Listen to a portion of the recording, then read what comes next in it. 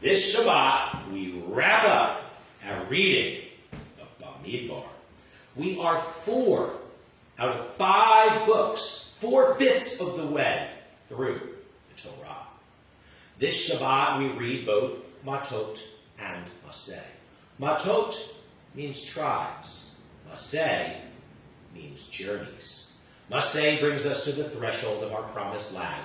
With Massei, we review the journeys we had from leaving our enslavement behind in Egypt to now being ready to re-enter our promised land and start our lives anew as a free people. With Massei, we are to recall all that God has done for us on our journeys. And just before the culmination of Bamidbar with Massei, with Mattot, important information and reminders are given to the heads of the tribes of Israel. Mattot also covers the war against Midian, which was not to be a war for the purpose of land or other gain, but was basically about redeeming God's name as the Midianites had so dishonored it. And Balaam meets his end. While he did previously bless us, he later, for his own desired reward, turned to betrayal and blasphemy. And thus, his time so now comes. While he could not curse us directly, he realized that he could manipulate us to bring curses upon ourselves, bringing a plague upon ourselves. Mattot reminds us of the importance of not giving in to ill temptation. Mattot reminds us that there will always be, even if not right away, consequences for our actions. Mattot reminds us of the importance of purity. Mattot reminds us that everyone ultimately gets what is coming to them. Mattot reminds us that God is above all else. First, though, in Mattot is stressed the importance of vows. We are not to make promises lightly. Our words have power. When we make a vow or promise, we are to keep that vow or promise. Ish ki yidur neder ladonai. If a man makes a vow to the Lord. O hishava shavua lesor isar al nafsho.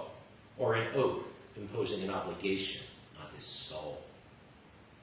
Lo yachel devaro. He shall not break his pledge. Kachol hayotzeh mipin yaaseh. He must carry out all that has crossed his lips. In such times of old, women were not held fully to the same. A woman's father or husband specifically could annul her vow or promise, but only if he files such objection on the actual day he finds out. But if his objection was not made within the first day, then even then her pledge must stand, as if it were his pledge as well. The vow of a widow or divorced woman, though, has full weight and is to always stand. Kol asher asra al nafsha yakum aleha.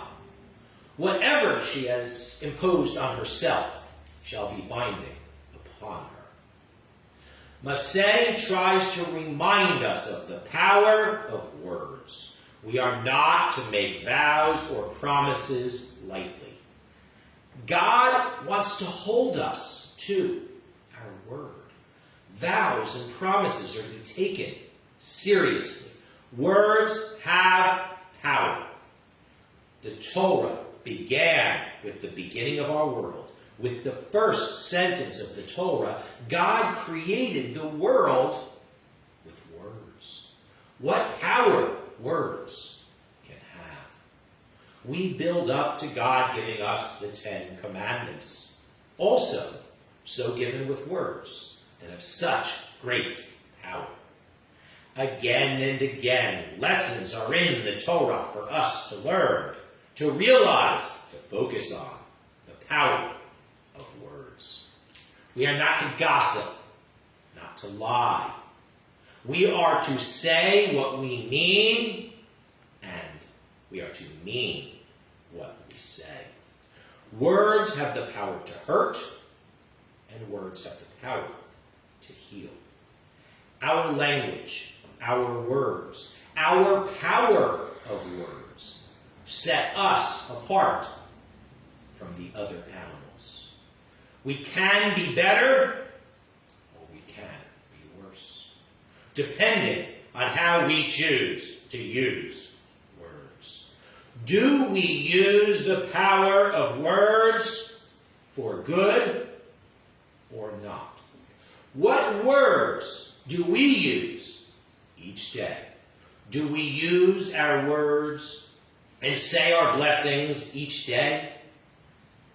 We do, like God, in a way, have the power to make things holy by our words, to enhance holiness in the world. We have the words of God's mitzvot that we are to follow, but merely by speaking.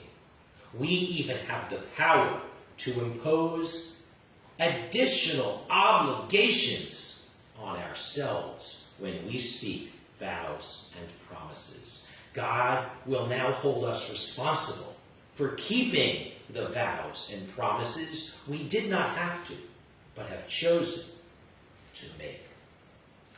That which we impose on ourselves becomes as binding as God's commands. Before we open our mouths, before we make commitments to God or to others, we should think through thoroughly what we are planning to communicate. We should not speak without thinking. From the emphasis on the importance of words with which Mattot begins, to Massei's emphasis on the importance of reflecting on our journeys and appreciating all that God has done for us, there is so much for us to consider and reconsider this Shabbat. As we finish Bamidbar, Chazak, Chazak, Vanit, Chazek, I will leave you to ponder Massei's message of the power of words and more. And I will leave you to reflect with Mattot on all that God has done for us and what lies ahead for us to do. And I wish you Shabbat Shalom.